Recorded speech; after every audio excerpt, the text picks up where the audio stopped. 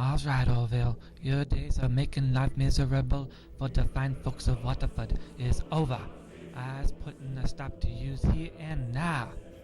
It's Captain MT to you, Bunson. Never forget that.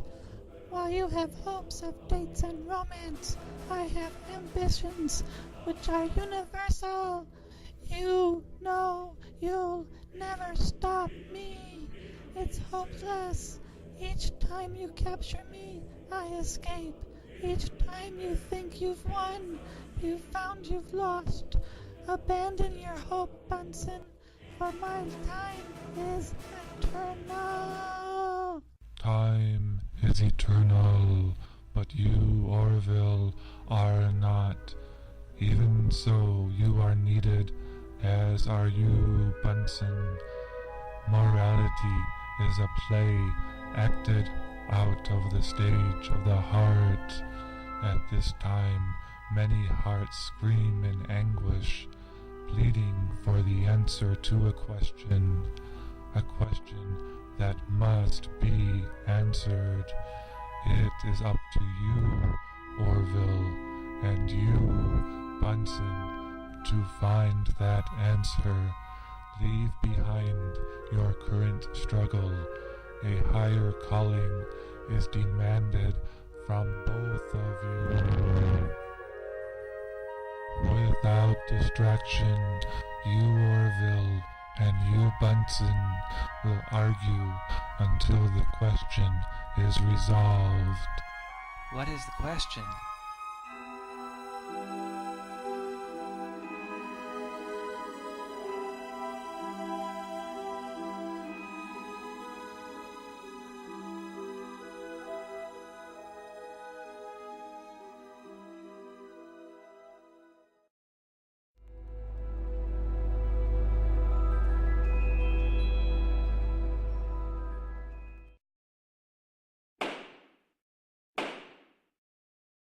Who is more cause for joy, he who stays, or he who leaves, yet returns? Orville, tell me of Gideon. Bunson, tell me of Samson. Which path is one more deserving of celebration? In the days which Gideon witnessed, Israel had taken to committing acts of evil in the sight of the Lord. As a result, the Lord placed them into the hands of the Midianites for 7 years. Israel was stripped of all material wealth in this period of time. The children of Israel cried unto the Lord their God, and he heard their cries. God said to the children of Israel, Fear not, for I am the Lord your God. Do not be afraid. Then an angel of the Lord came and sat under an oak tree in the land of Ophrah. Nearby, a man named Gideon threshed wheat to hide it from the Midianites. The angel of the Lord appeared unto Gideon and said, The Lord is with thee, thou mighty man of valor. It was then commanded of Gideon to take 10 men of his servants and throw down the altar of Baal which Gideon's father had raised. In its place he was to build an altar unto the Lord God of Israel. By night Gideon obeyed the commandment of God. The next morning the men of the city arose and saw that their pagan statue had been cast down. God protected Gideon from the wrath of his countrymen. Afterward Gideon said unto God, If thou wilt save Israel by mine hand, as thou hast said, behold, I will put a fleece of wool on the floor, and if the dew be on the fleece only, and it be dry upon all the earth beside, then shall I know that thou wilt save Israel by mine hand, as thou hast said. The next morning Gideon went out to see if God had done what he had asked. It had been done, only the fleece was wet. Gideon, demanding more proof, said unto God, Let not thine anger be hot against me, and I will speak but this once. Let me prove, I pray thee, but this once with the fleece. Let it now be dry only upon the fleece, and upon all the ground let there be dew. Again God did what Gideon had asked. Gideon had his proof. that it was God interceding in his life. It was time for Gideon to prepare his army. Yet those men who were with him were thought to be too many. For if a large army conquered the Midianites, it would be thought by many that it was the strength of man's own hand which delivered them from their tormentors. God told Gideon that it would be by a small band of men that delivered Israel. Afterward, they would know that no small band of men could thwart Midian, not without God's presence, guidance, and assistance. And the Lord said unto Gideon, The people are yet too many. Bring them down unto the water, and I will try them for thee. And it shall be that of whom I say unto thee, This shall go with thee, the same shall go with thee. And of whomever I say unto thee, This shall not go with thee, the same shall not go. At God's guidance it was shown that Israel would be delivered by only 300 men. Through fire, through trumpets, through broken pitchers, the men of Midian were confused and slew each other in their panic. Those that could fled from the Israelites. It was seen by all that the God of Israel, using only a handful of men with Gideon as their leader, defeated the Midianites. Afterward the men of Israel went to Gideon and asked him to rule over them, to be their king, his son a prince, a future king. For the men of Israel felt it was Gideon who had delivered them from oppression. Gideon responded thusly, I will not rule over you, neither shall my son rule over you. The Lord shall rule over you.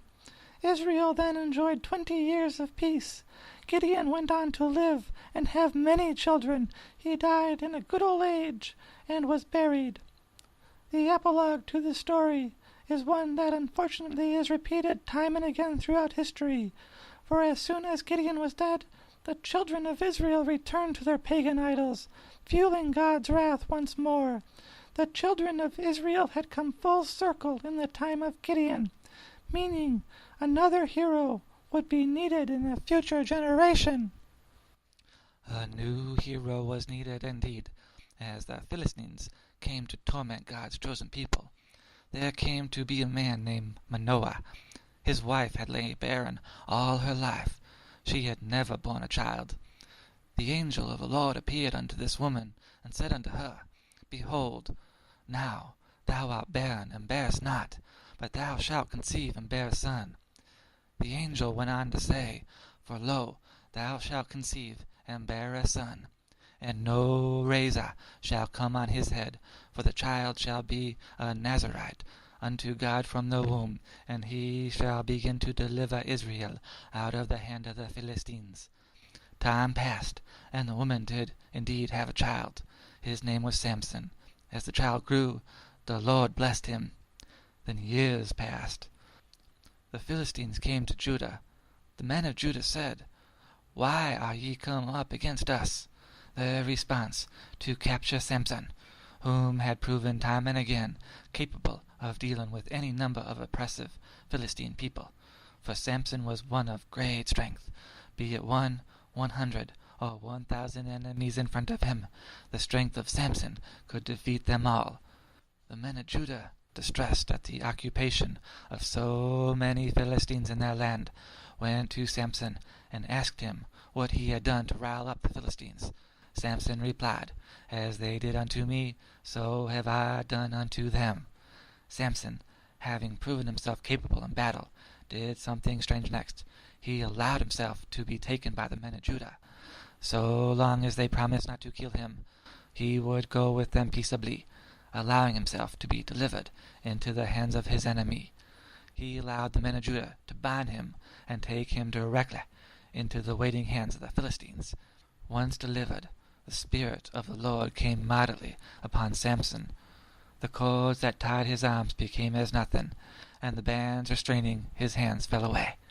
Samson looked around and found the jawbone of an ass. He put forth his hand, took it, and slew 1,000 men with it. Next, a miracle occurred. Samson was heavy with thirst, feeling faint, and as if he'd fall into the hands of his enemies because of thirst. God clave a hollow place in the jawbone used to kill the Philistines. From that spot, water poured forth. After this mighty act, Samson would be judge over Israel for 20 years. Samson's strength during that time was his greatest asset, known to all. Even so, he had a weakness, which was also well known: women. There was one woman in particular whom Samson favored: Delilah. Like most, the Philistines knew that she was Samson's favorite. They went to her and said, "Entice him, and see wherein his great strength lieth, and by what means we may prevail against him, that we may bind him to afflict him. And we will give thee, every one of us, 1,100 pieces of silver." Delilah, she went to Samson 3 times, trying to learn the secret of his strength. 3 times Samson tested her, to see if she truly were interested in him, or a deceiver. Each time, as the lie went out of the mouth of Samson, nothing came of it from Delilah. After the 3rd test, Delilah pressed him daily for his secret. Samson struggled, more so with himself than with any enemy he ever faced. Should he confide in Delilah? Should he trust this woman whom he loved? Or should he preserve himself, keep a secret, possibly push his love away forever? Samson made his decision, which would ultimately be his undoing. He confided in Delilah, his most trusted secret. With all his heart, Samson placed his life in her hands, and said unto her, "There hath not come a razor upon mine head, for I have been a Nazarite unto God from my mother's womb. If I be shaven, then my strength will go from me, and I shall become weak, and be like any other man." As Samson lay sleeping that night, Delilah called in the lords of the Philistines.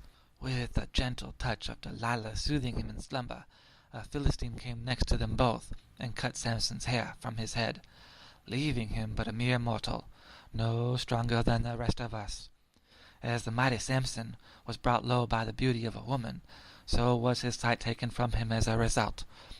Beauty stripped from his eyes, strength stripped from his body. He was now a slave of Philistine. His hair regrew, his strength did not return. Then one day it was decided that Samson would be made sport.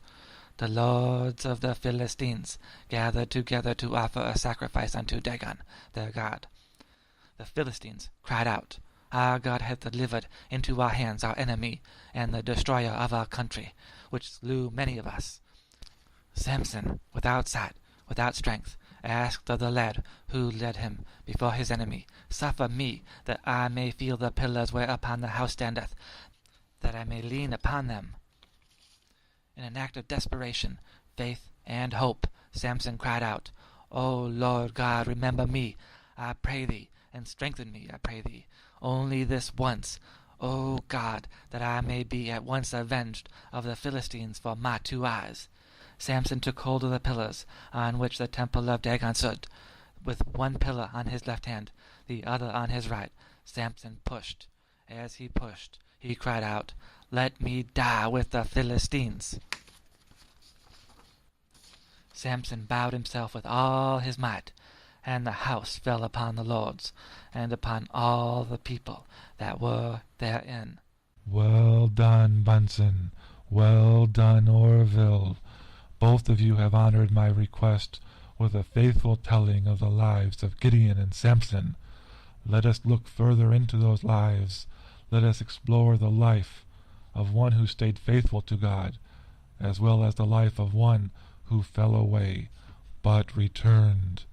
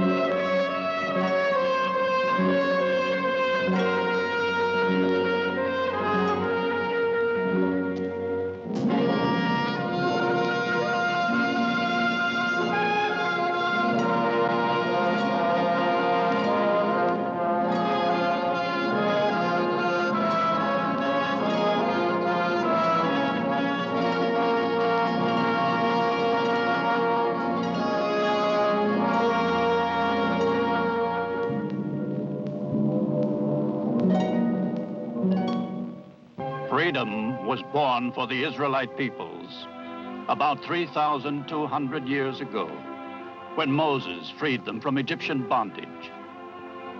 Later in the history of the Hebrews, Gideon and Samson were to prove that freedom must be won in every generation. Gideon and Samson were leaders of their people, whom the Bible called judges. When the Hebrews came to dwell in the promised land, they forgot the God of Israel who had redeemed them and began to worship the pagan gods of their neighbors. The anger of the Lord was kindled against Israel, and he sold them into the power of their enemies round about.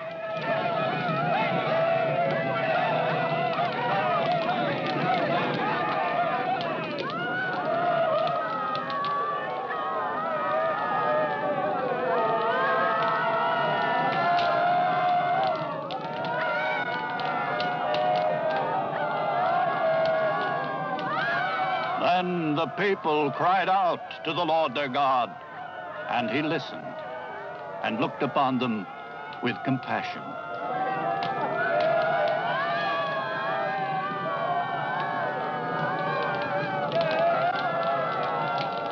Long before the days of Samson, great troubles had come upon Israel. Midianite bands of raiders descended upon them and carried off their crops and their animals.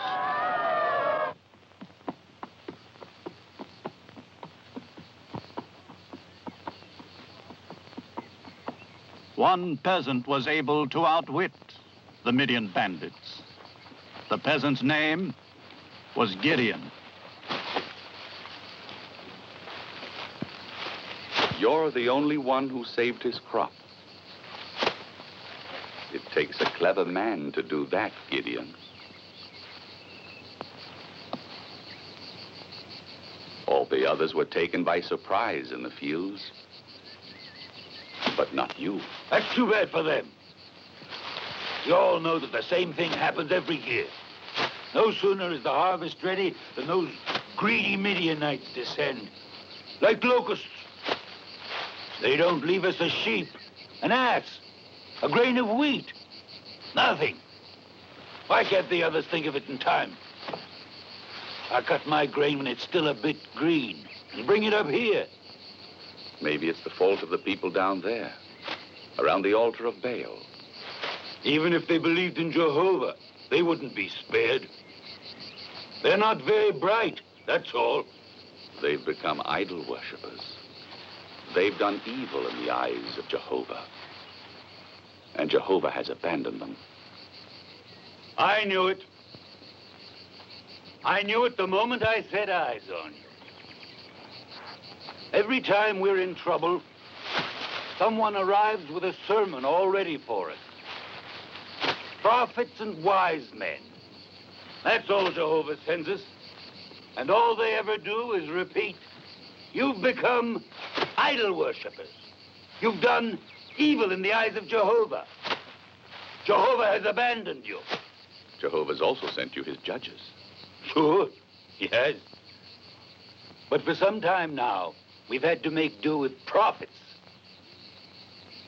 Unless you are the new judge who's come to save Israel from the Midianites. No, Gideon. I'm not. But I know whom the Lord has chosen this time. You do you? And who could he be? It's you, Gideon.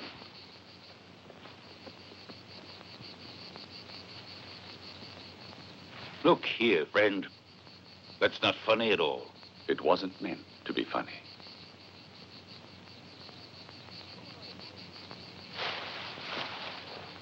Who are you anyway? You spring up out of nowhere. You know all about me, and I don't know anything about you. I'm Gideon, all right. But as far as I'm concerned, you're nobody. The Lord knows you are a brave man. And even if you don't seem to be aware of it, you will free your brothers from the yoke of Midian. Come now. You speak as if the Lord had whispered all that stuff in your ear. He has, Gideon. Oh, stop it! My family is the poorest in the tribe of Manasseh, and I am the least in my father's house. How can you think The that... Lord is with you. What are you afraid of?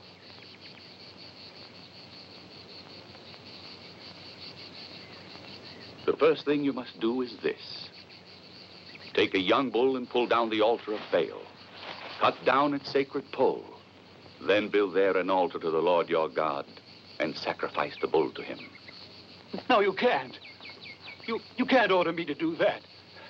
If I destroy the altar of Baal, they will tear me to pieces. I'm not the one who's asking you, Gideon. It is the Lord who orders you. Your own conscience wants it.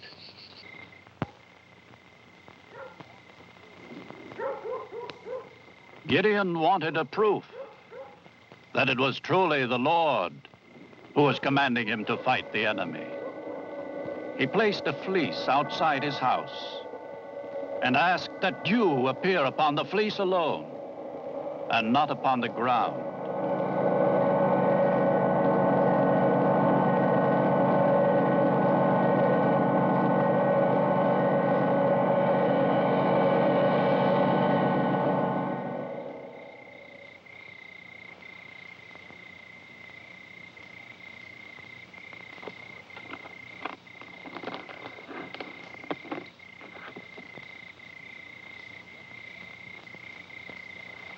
That's what you wanted, isn't it?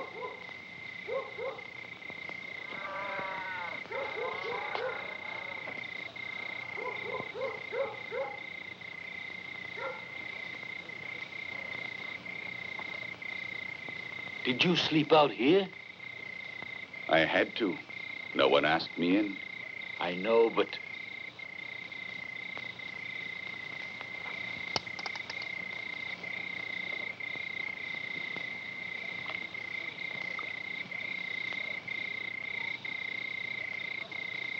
Was it full?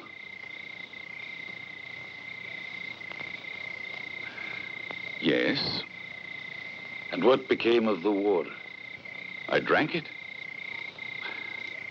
I don't know why, but last night I felt very thirsty.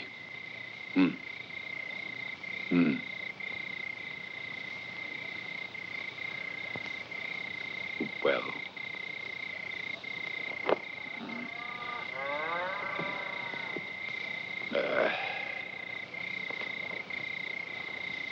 Come now, tell me. What must I do to put your mind at rest?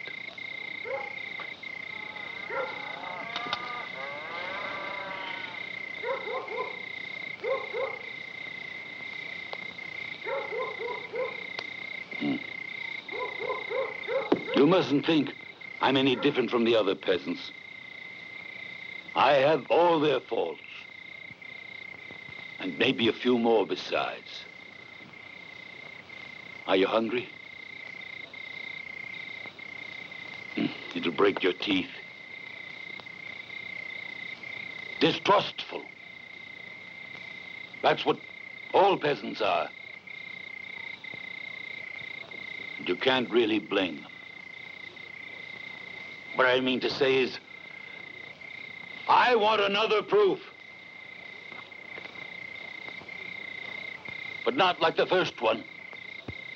This time the goatskin must be dry, while all the ground around it must be covered with dew. Very well. Very well. Is that all you can say? Very well? And this time, we'll both go in my stable and wait there together. Very well. Come on.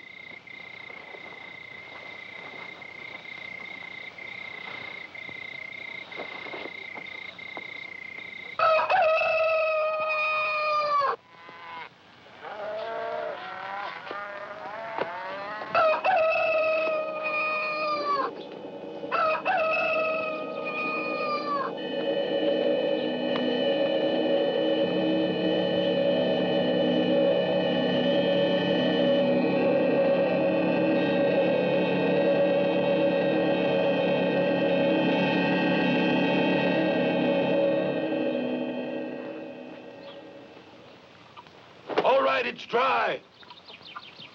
But look here. I don't know how to lead people. I can tell them how to hide their wheat or how to...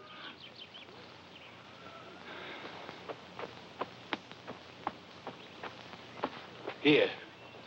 This is my son. You see? He has a knife in his hand. Ask him what he's got to do this morning. All right, then I'll tell you myself. I don't even have the courage to kill a rabbit. When it has to be done, he's the one who does it. Otherwise, everyone here knows it. Who'd follow me into battle against the Midianites? Maybe you're right. Still, you might at least give it a try.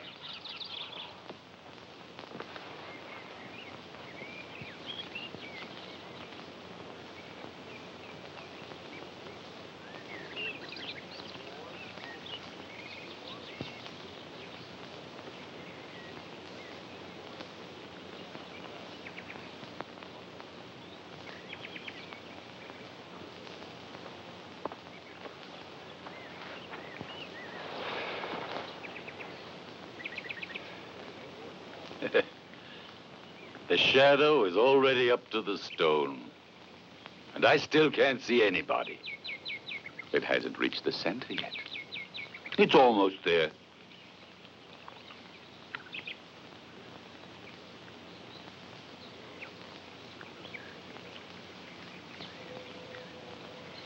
They're coming.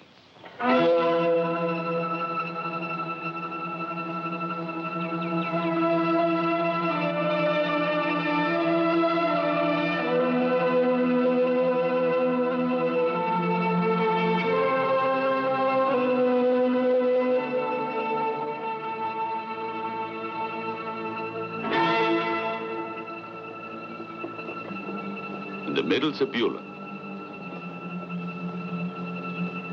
On the right, the men of Naphtali. On the left, the tribe of Manasseh.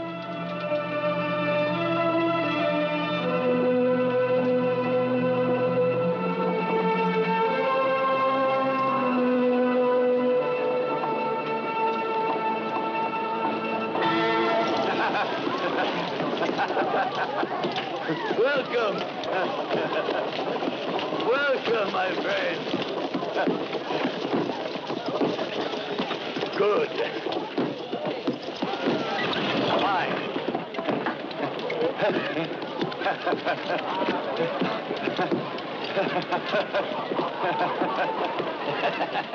How many soldiers do you think there are?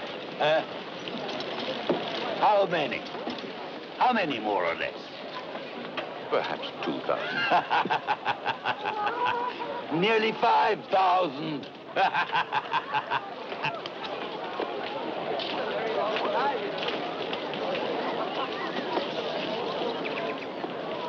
I told you to stay home. But I finished all there was to do. The grain's all threshed and the hay... On the farm, there's always something to do. Understand? Yes.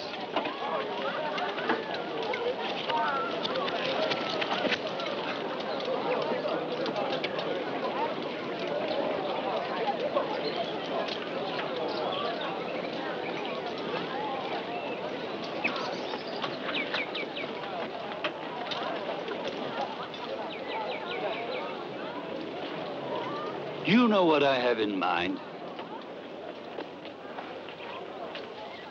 We'll attack the Midianites in a new way. First, the animals. Goats, asses, the few horses we have. And then, we'll send forward the old men. And the young will follow. Don't you think that would be too many? What? All those men. But what you say about yourself is right. Even a blind man can see you're the last man on earth to wage a war. And maybe that's why Jehovah has chosen you.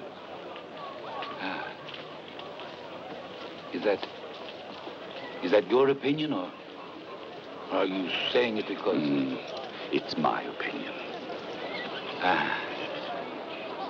It seems to me the important thing isn't just to win, but to win with a handful of men.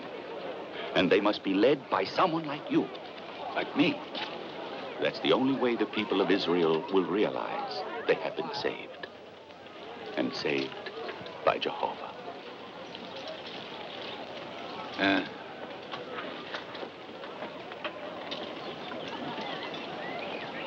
I don't know what to say. I'm willing to do anything. Cut off my hair, grow a long beard. Bring me some stone.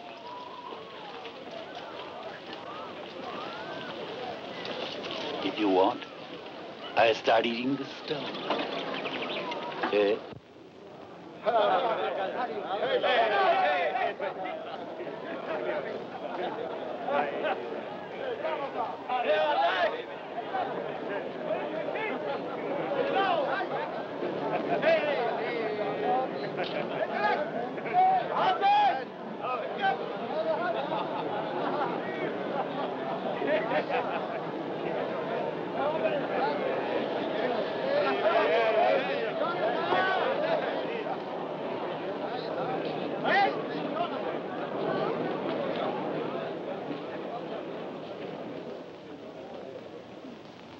Brothers, it seems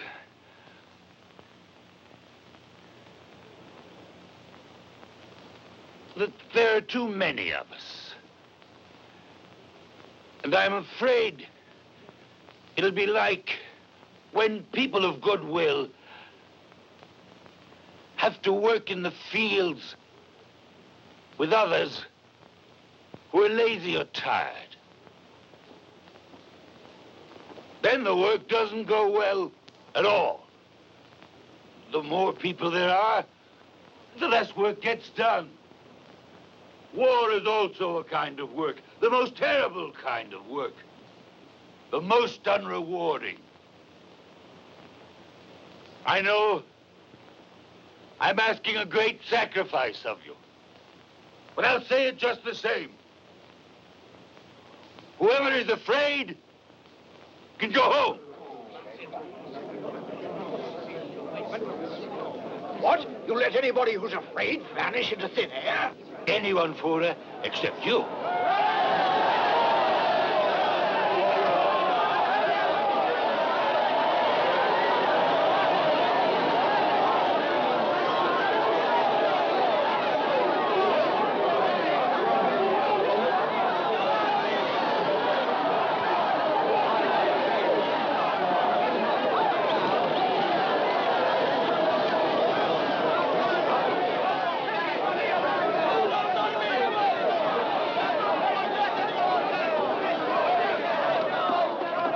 Wait!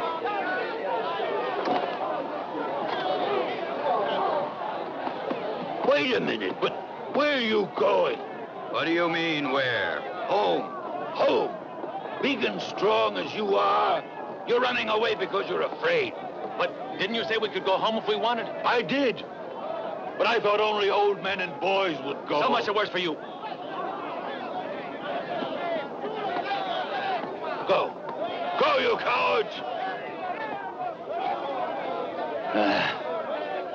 If this keeps up, there'll be only 2,000 or 3,000 left. If you ask me, that's still too many. However, I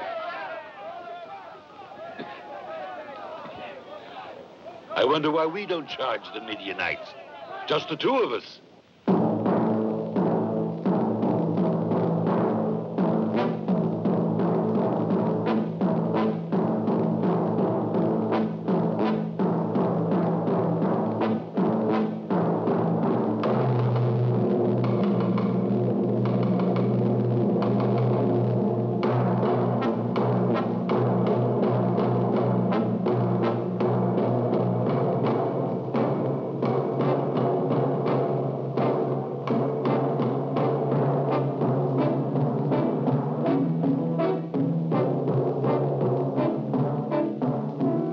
Maybe you're right.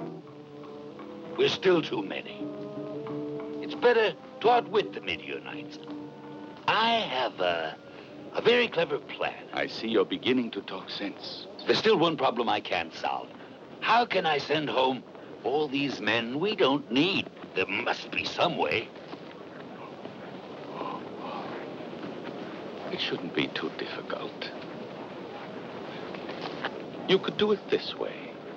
At the next spring, some men will drink water calmly with their hands. Those you'll keep with you. And you'll send home those who throw themselves down and lap up the water with their tongues.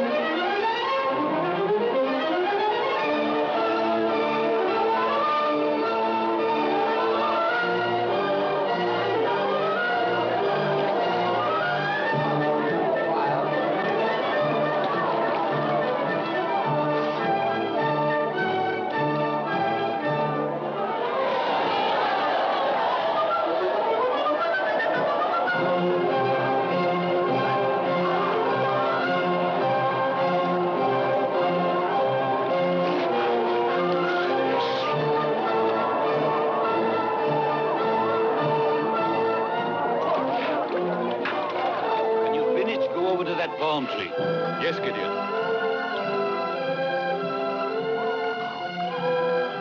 Join the others under that palm tree afterwards. Yes. Yes.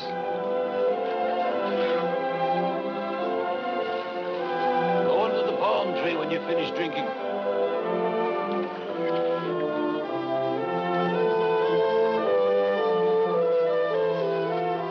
Next group. All do it.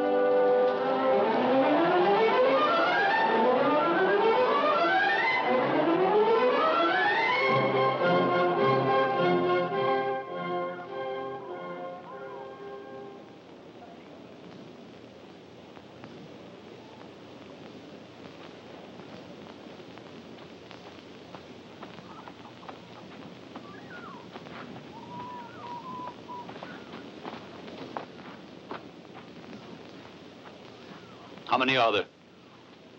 Not many. How many? About 300. Only 300? Huh.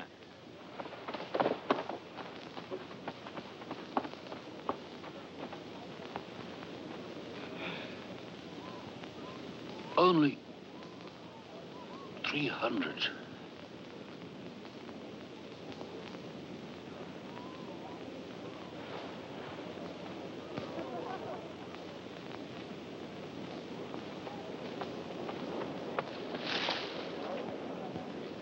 I haven't the courage to tell the others we don't need them. You speak to them. Tell them that lions and wild beasts are caught only by cunning, with traps.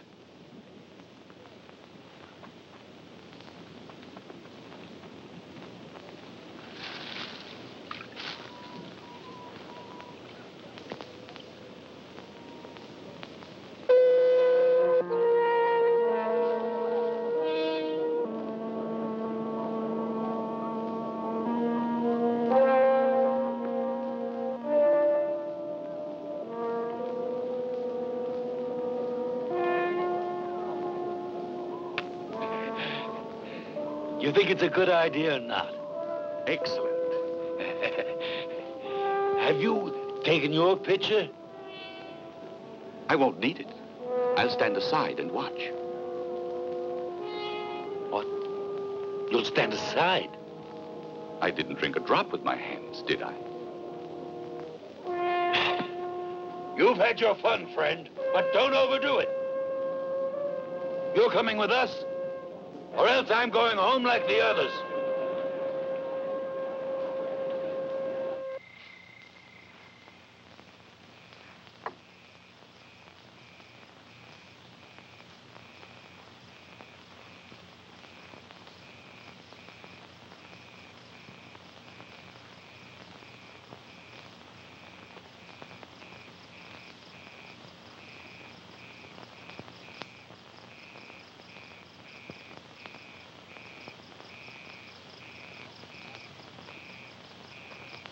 What's become of him? Who?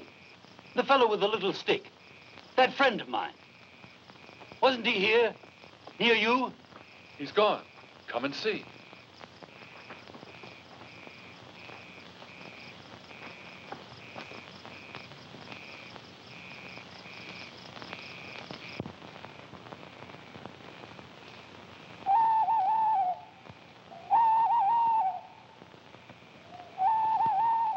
Footers and Jeter's men are already moving forward. And he divided the 300 men into 3 companies. And he put into the hands of all of them horns and empty pitchers. And he said unto them, Look on me, and do likewise. And behold, when I come to the outermost part of the camp, it shall be that as I do, so shall ye do.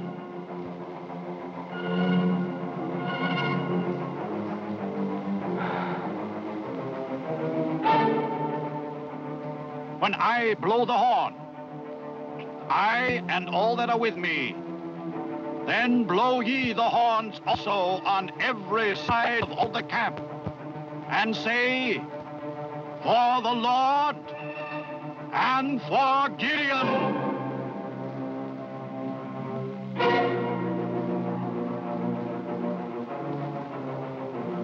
So Gideon and the 100 men that were with him came into the outermost part of the camp in the beginning of the middle watch.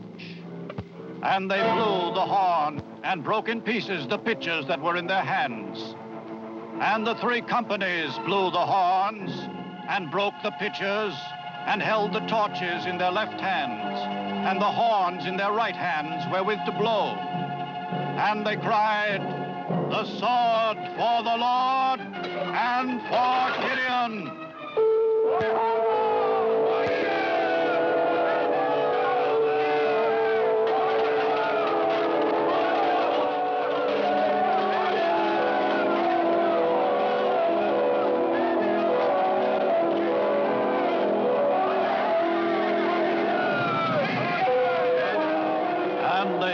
Every man in his place round about the camp, and all the host ran, and they shouted and fled.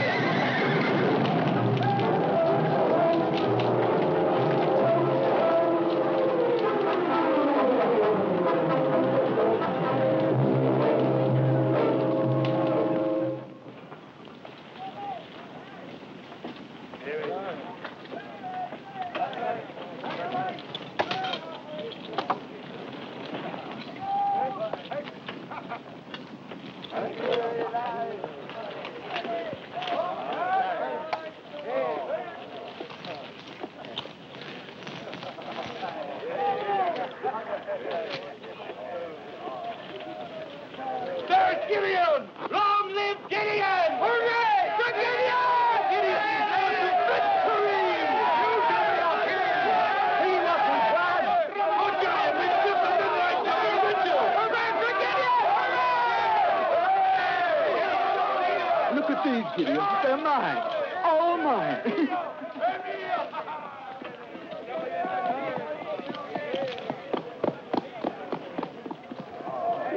Here.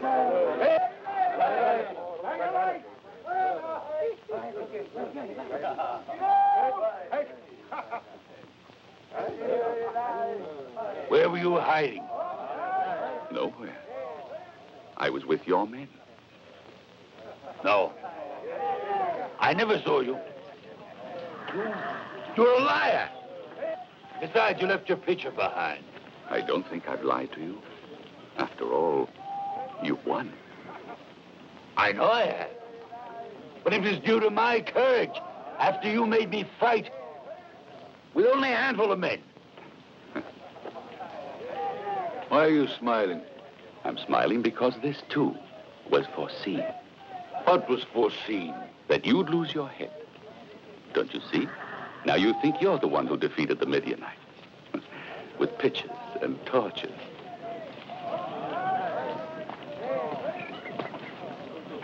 Well, who did it then? It was the fire. In their fright, they slaughtered each other. Surely you saw it happen. Yes. But if I'd stayed behind like you... Your cowardice was not foreseen. All right, then. You who know everything, tell me. What do you foresee I'll do next? You'll pursue the Midianites. Not a chance. I may be a peasant, but I do know our men on foot can never catch up with camels in flight. Bora, come here. Take some horses, rush to the mountain of Ephraim. Tell all the men of Israel to occupy the fords along the Jordan. They must attack and crush the Midianites when they try to cross the river.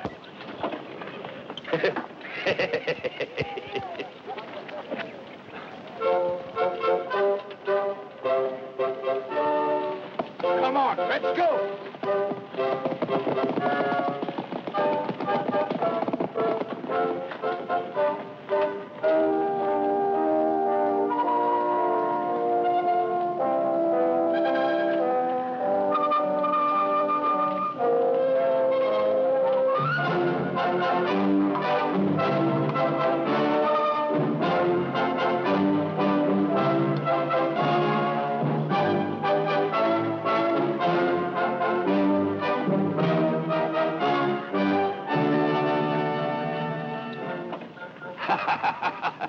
I see you don't need me anymore.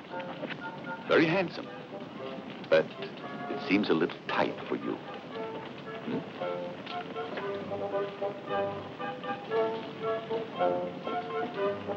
On the contrary, it fits me very well.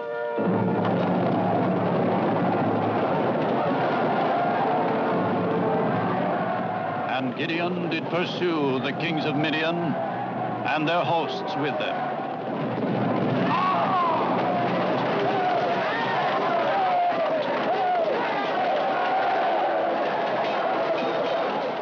And there fell 120,000 men that drew the sword.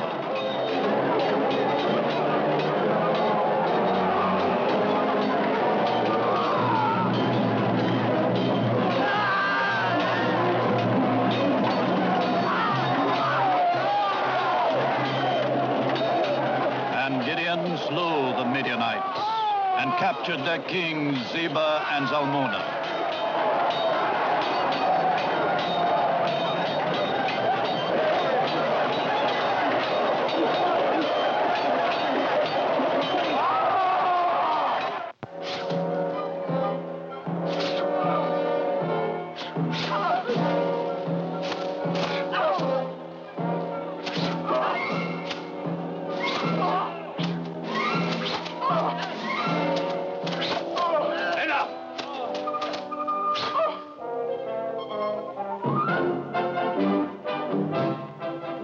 That'll teach a lesson to anyone else who's thinking of standing up to Gideon.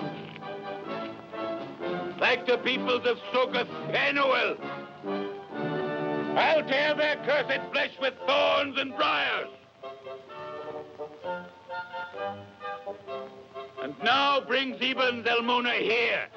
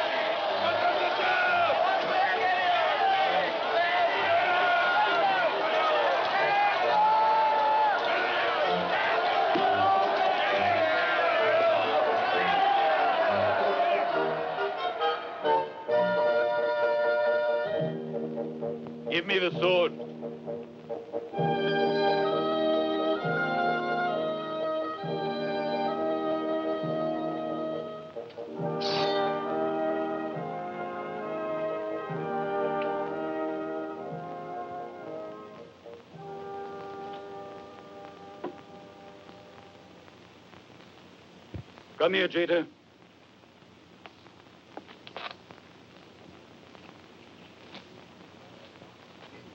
For you, my son, the honor of killing them.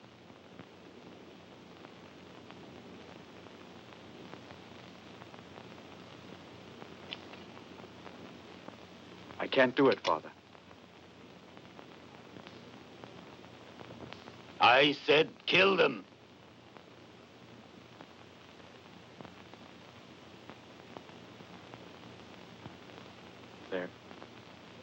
They're not rabbits. Spare us the shame of being killed by a boy. Kings must be killed by kings, Gideon.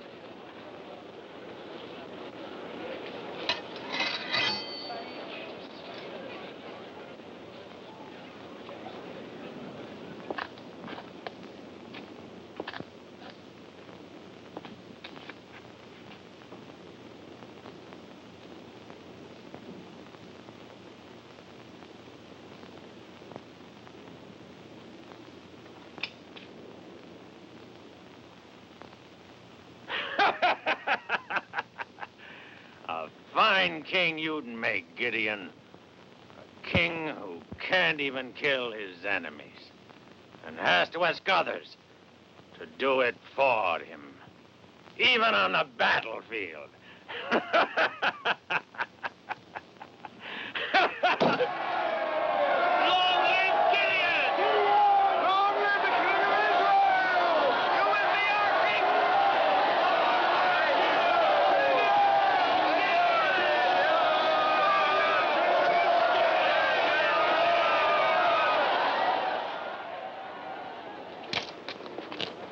Gideon, Israel thanks you.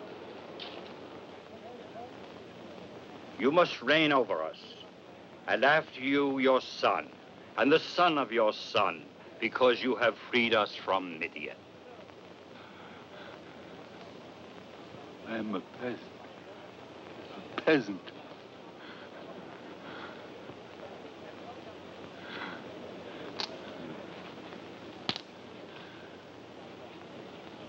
I didn't free you. I didn't free you from the yoke of Midian. Jehovah freed you, using me and 300 other simple peasants. We couldn't have destroyed such a well-trained army without the help of God.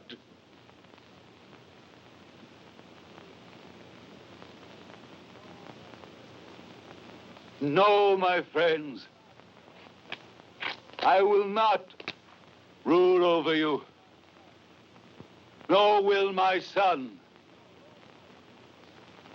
Jehovah will rule over you. Although Gideon renounced the throne, the people were anxious to reward him. They contributed to him a part of their shares of the spoils of war. Gideon built a votive ephod with these gifts and returned to his fields. He lived on for 40 years, and the country was at peace. But the Israelites' gratitude to their God was soon forgotten, and once again they turned to idolatry. And the Lord sent new judges to try to save them.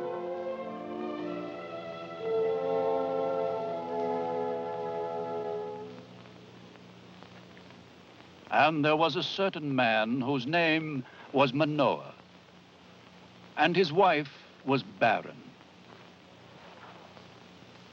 And as Manoah worked in the field, an angel of the Lord spoke.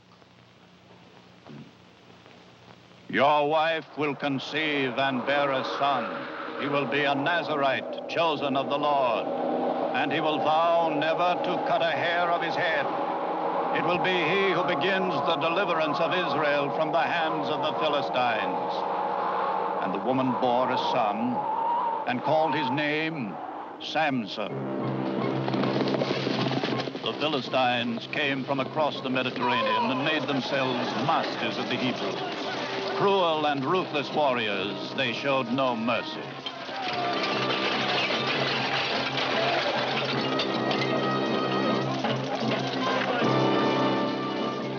when Samson grew to manhood, he became the champion of the Hebrews and the scourge of the Philistines.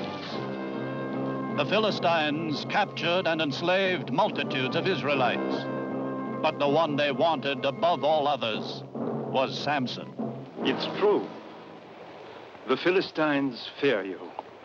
The mention of your name terrifies them. But you can see that for yourself, Samson. Now you must make the decision. If I agree to this exchange, do you think the Philistines will set the captives free and leave you in peace?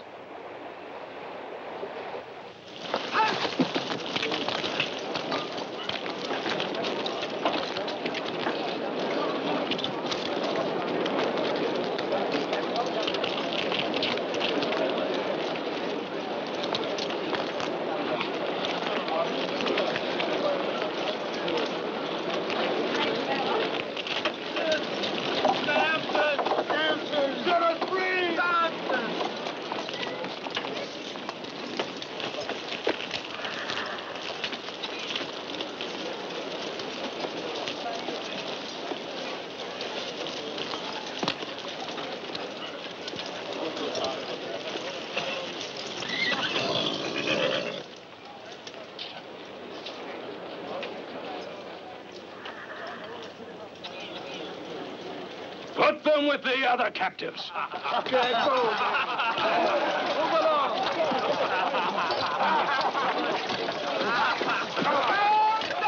Come and free us. Why haven't you kept the promise you made to my people? Because some promises are made to be broken. It was by your order that I have been brought here. It is enough for me that they have done their job and done it well.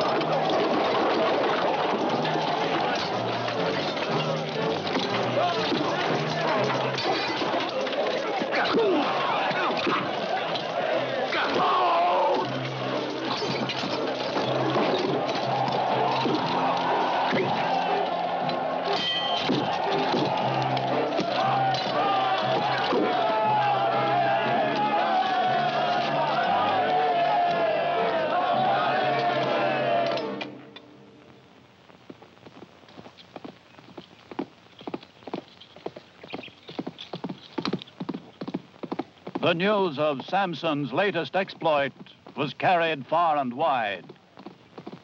In due time, it was brought to the ruler of the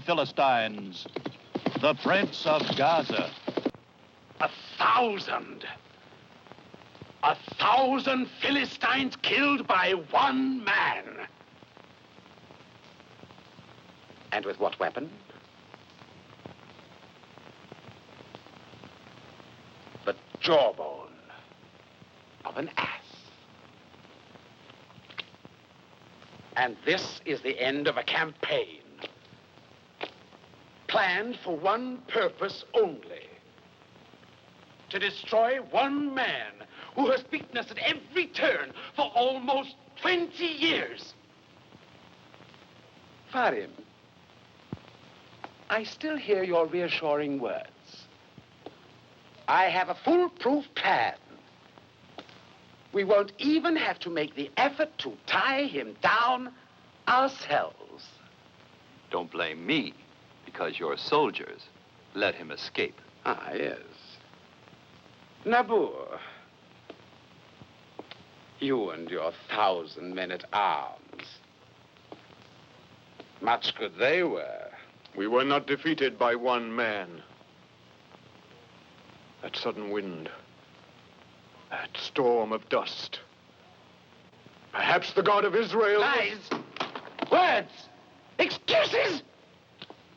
There has been wind and dust in the past, and we have won against greater odds and a larger army than ours. The wind, the God of Israel!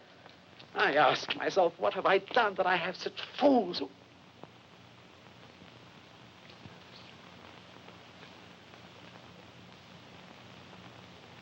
See that the city gates are closed at once.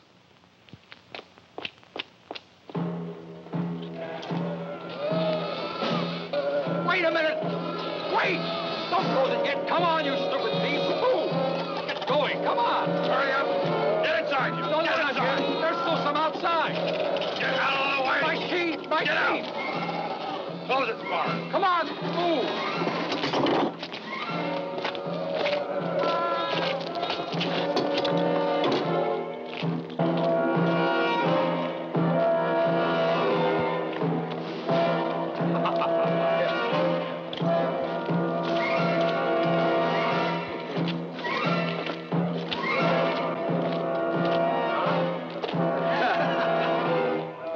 The secret whispered to the Prince of Gaza was that Samson was close by. It was no secret, however, that the mighty Samson had one weakness: his love for the Philistine woman, Delilah.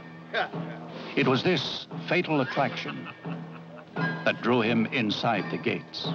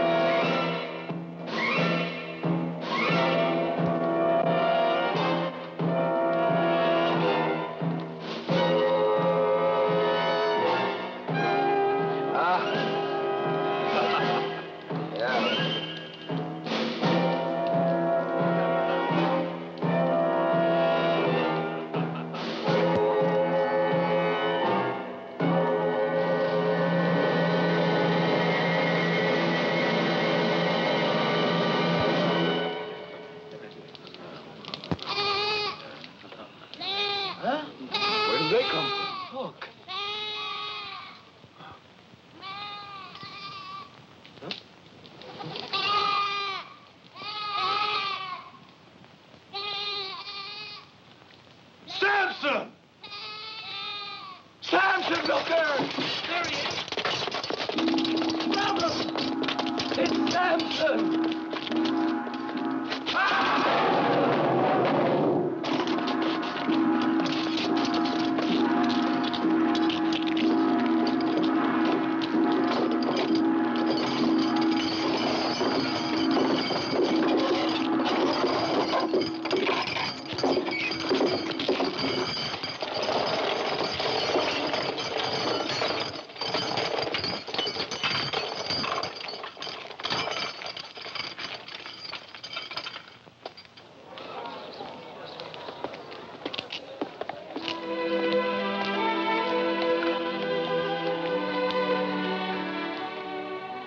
Delilah also had a wish. Love for jewels and finery. Move on. What are you staring at? Are those the gates Samson stole? Move on. Get going. Move on.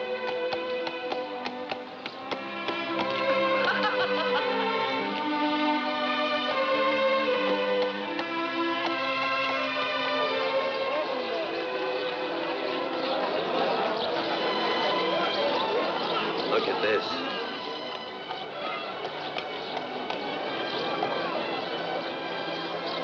And you? What do you want? Me? Nothing. Too little. Would you like a jar of rare ointment? A red robe?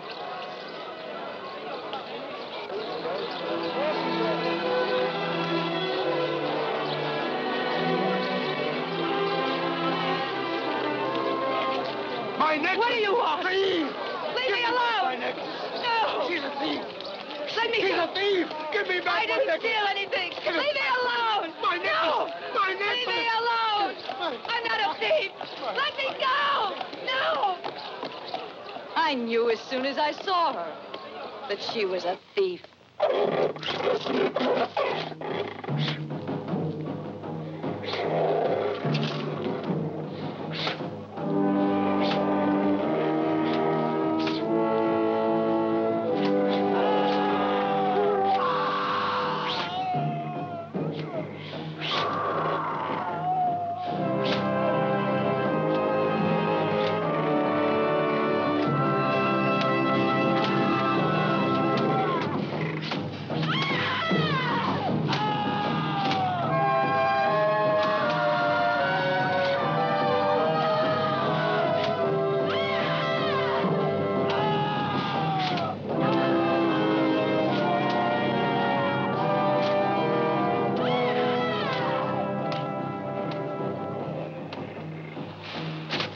Are you sure the god statue is strong enough to support the weight of the temple? Well, it had better be. If the temple falls, so will my head.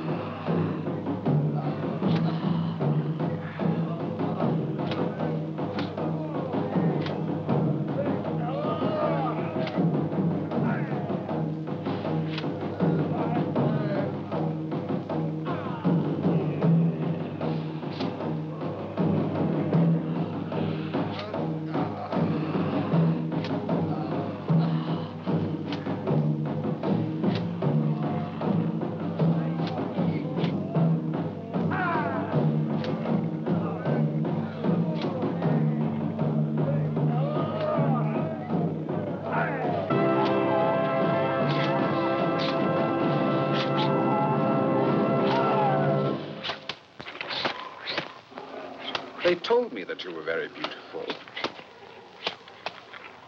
And that you deserve a better fate. But perhaps you prefer the quiet life of the country. No.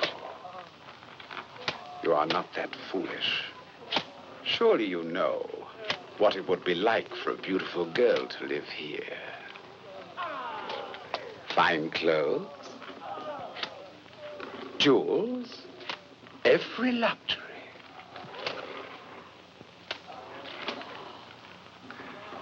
And you also know that these things are not come by for nothing. You see, Delilah, we know that Delilah is your name. All we want to know is, what is the secret of his strength? The man you are living with.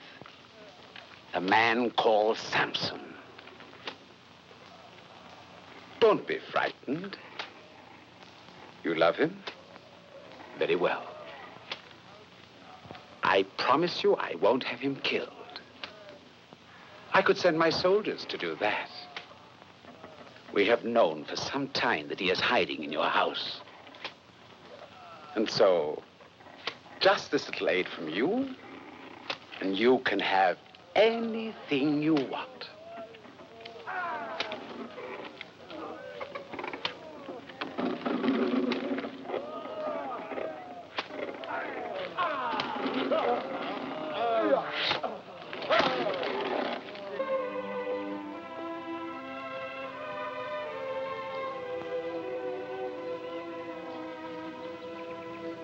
Guess what I found?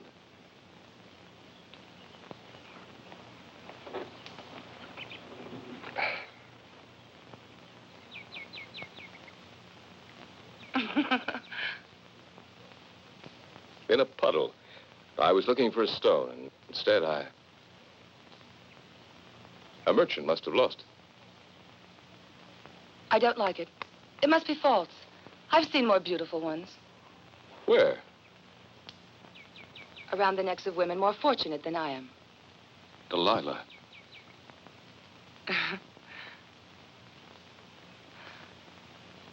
I've been thinking that you don't love me.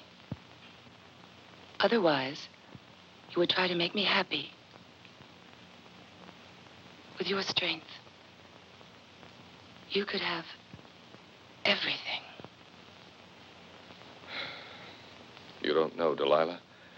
This strength of mine is a burden on me. A heavy load. You could, waylay a caravan. Break the strongest lock. Do I have to be a thief, too? Oh, no, not a thief. But it is a pity that you don't use the strength in those great arms. It is in your arms, isn't it? Certainly it's in my arms. Yes, but it isn't just a question of muscles. There must be a secret about it. I would think... Yes, there is a secret. I could never escape if I were bound with 7 wet strips of animal tendons. Like those. Then a child could do what he wanted with me. And so could you.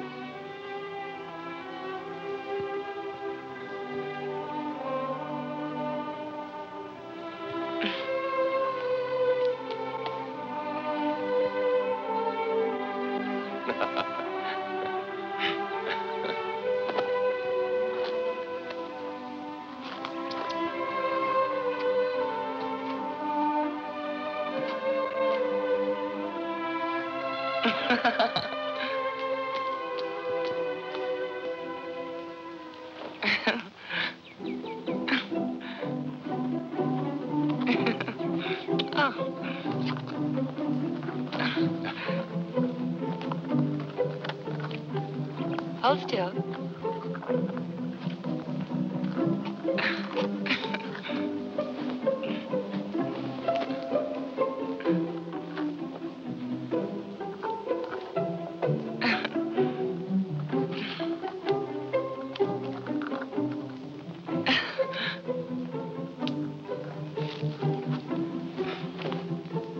And now, have you lost your strength? Yes.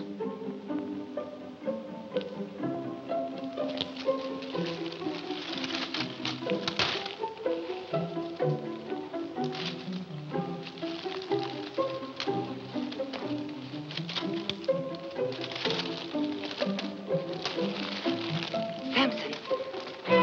The Philistines.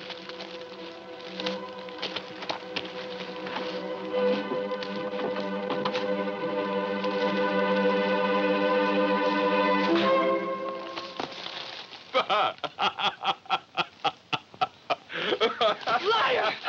No! Liar! Liar! You're a liar! You're a liar! Liar!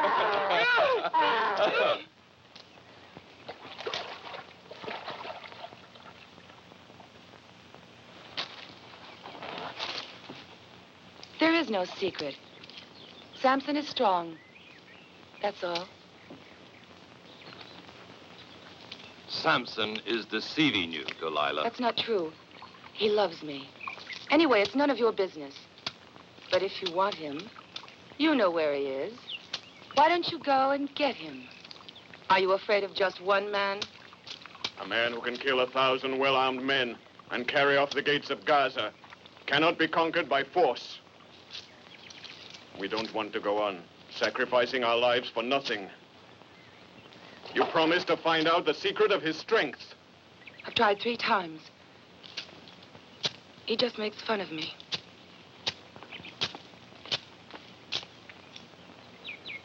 And besides, I don't want to.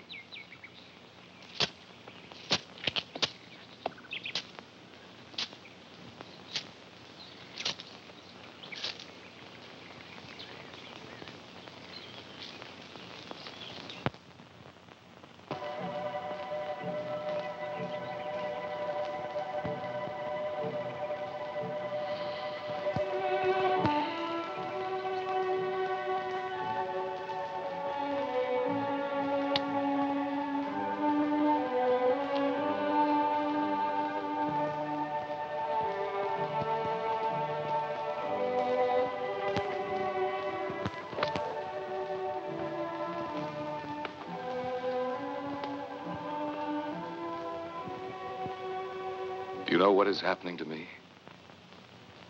I'm becoming fond of this house and of you. I've realized that perhaps... What's the matter with you? It isn't true. I know that you're not happy here. You're thinking of your people. And sooner or later, you'll get bored with me and leave. So what do you expect?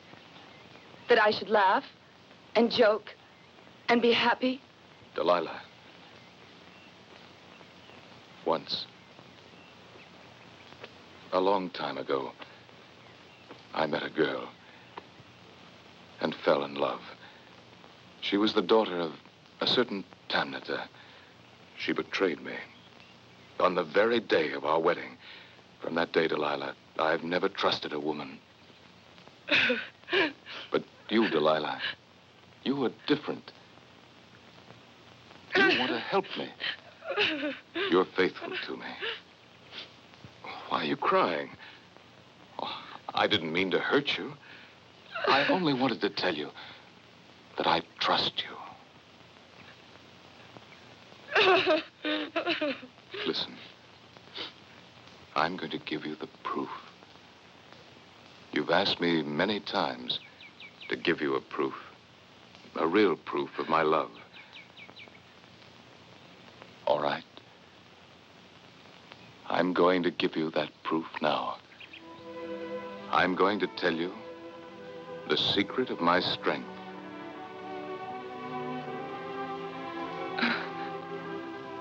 No, Samson. No. You're afraid that I'm going to lie to you again.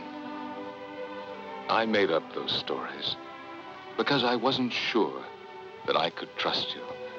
But now I know that you could never betray me.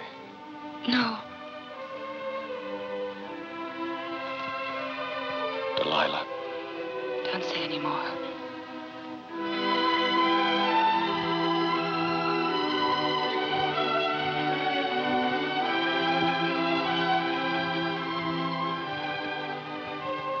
My hair.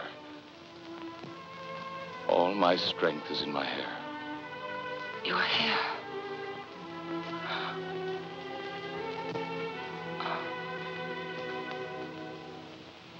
It's true, Delilah. I'm a Nazarite, one chosen by God. I made a vow never to cut a hair of my head. If I broke my vow, all my strength would leave me.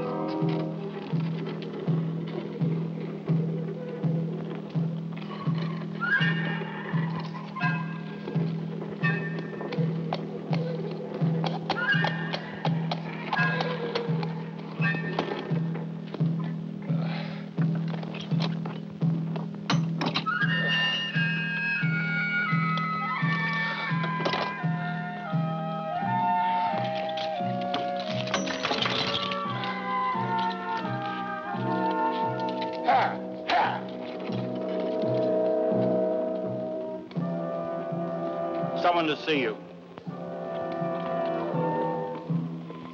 Forsaken by his God, Samson is deserted and forgotten by his people. Only one remains faithful, his mother.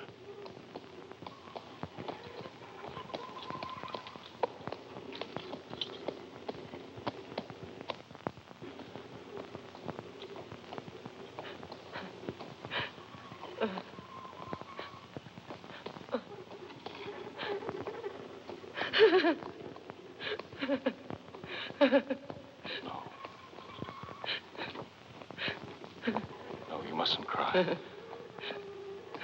Try to talk to me. Tell me, is the sun shining outside? Or is it raining? I can see you. Do you know that? If you tell me that it's raining outside, and the frost has covered the fields, and I can see you wrinkling your forehead, as you used to do. And if you tell me the sky is blue, and the sun is warm, and my father is well, then I can see you smile, and I'll be happy too. Oh.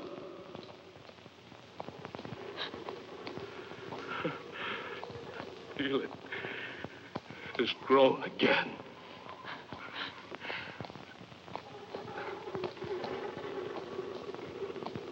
Like it was before.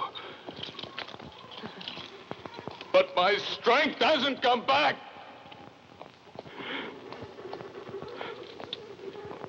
My eyes don't matter. Day by day, I felt it growing. I kept touching it at night, and now it is as it was before. My strength hasn't come back. It hasn't come back. I know. I was wrong. God chose me for our people's leader, and I betrayed him. Tomorrow, they'll take me to the temple of Dagon. The princes of the 5 cities are coming to see me in chains.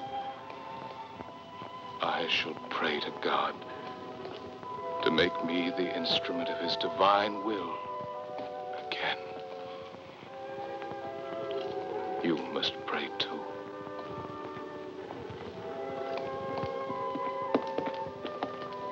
Your father sent this.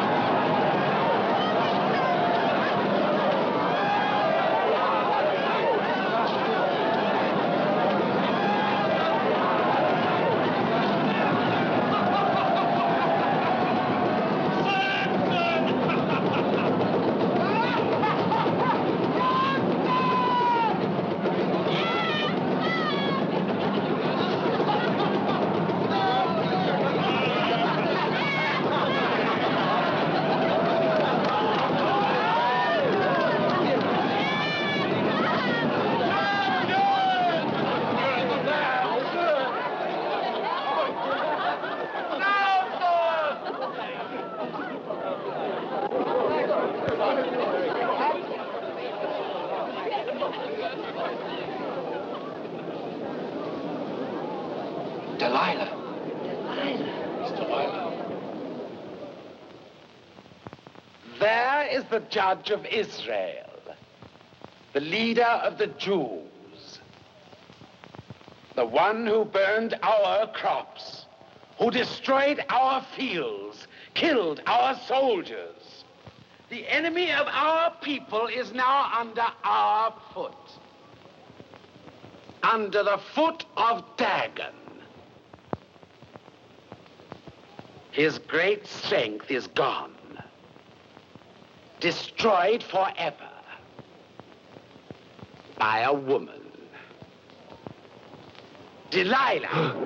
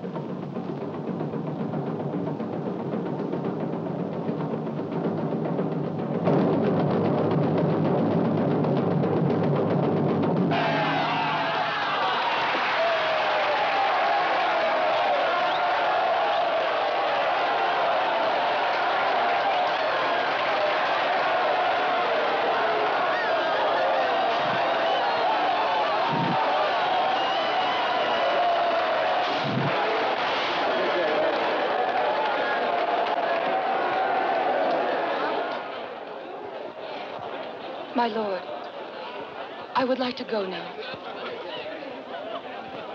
Am I to believe that you regret what you have done? You will stay.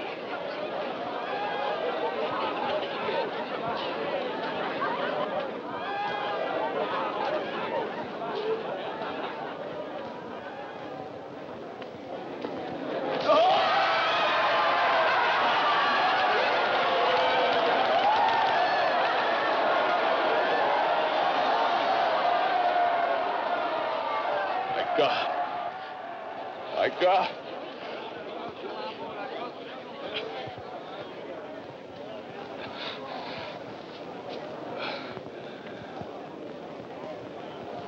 My God! My God!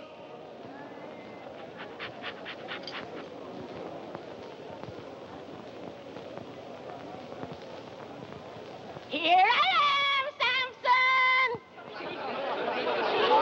I'm here! Samson! I'm here! Here I am, Samson! Here!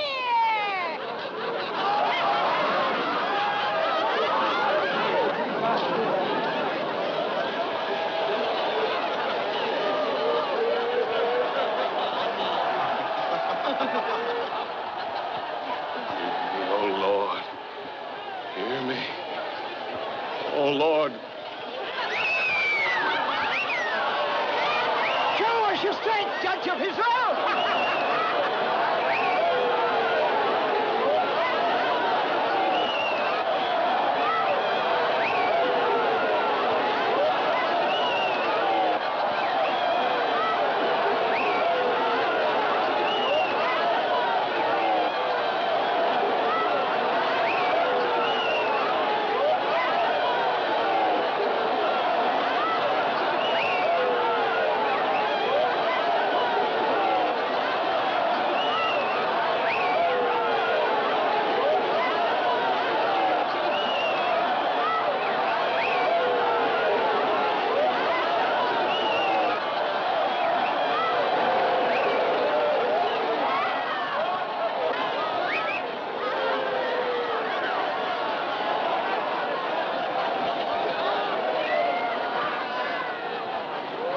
Oh, my Lord, forgive me. Make me once more the instrument of your divine justice, and let me die.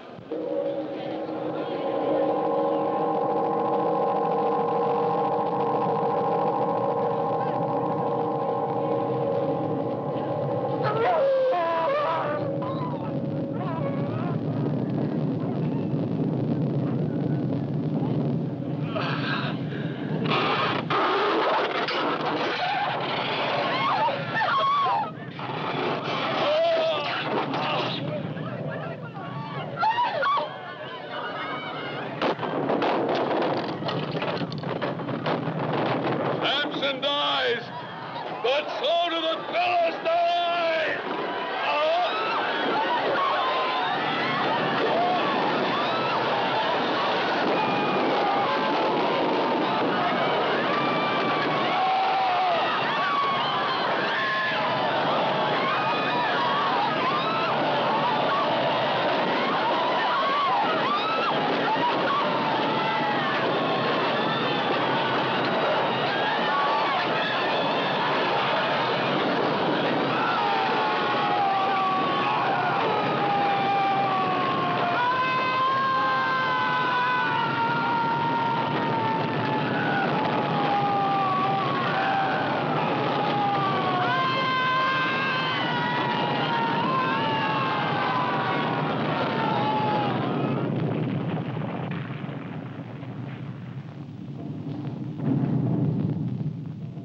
You will conceive and bear a son.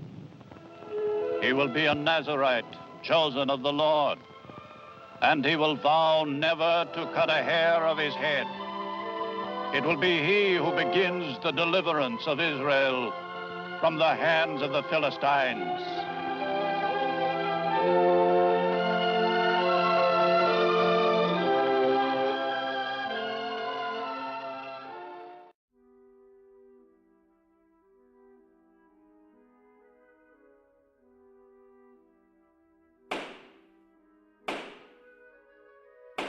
Who is more cause for joy, he who stays or he who leaves, yet returns? Which path is one more deserving of celebration? For an answer I present the parable of the prodigal son given to us by Jesus himself. And Jesus said, a certain man had 2 sons, and the younger of them said to his father, Father, give me the portion of goods that falleth to me. And he divided unto them his living.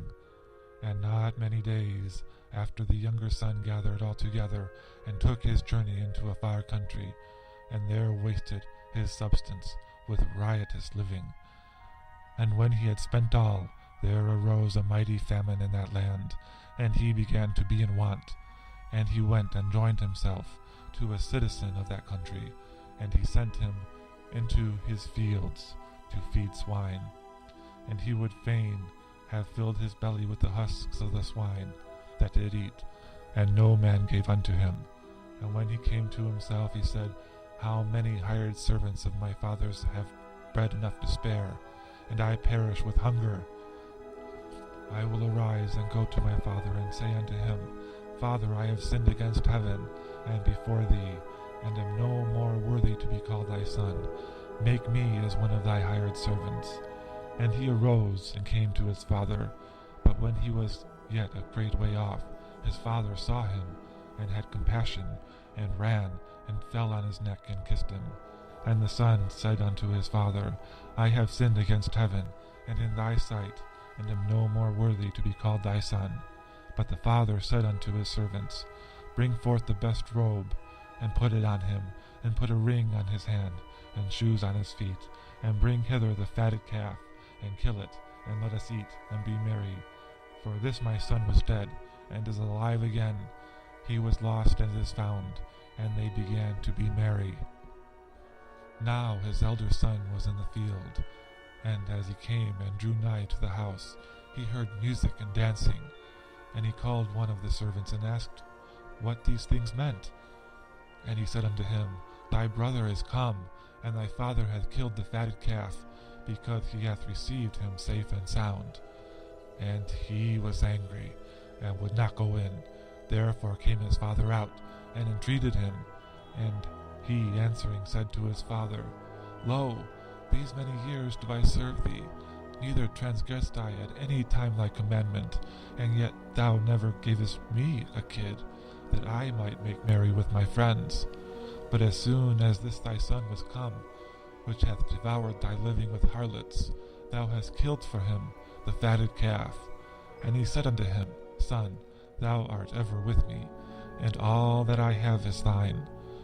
It was meet that we should make merry, and be glad, for this thy brother was dead, and is alive again, and was lost, and is found.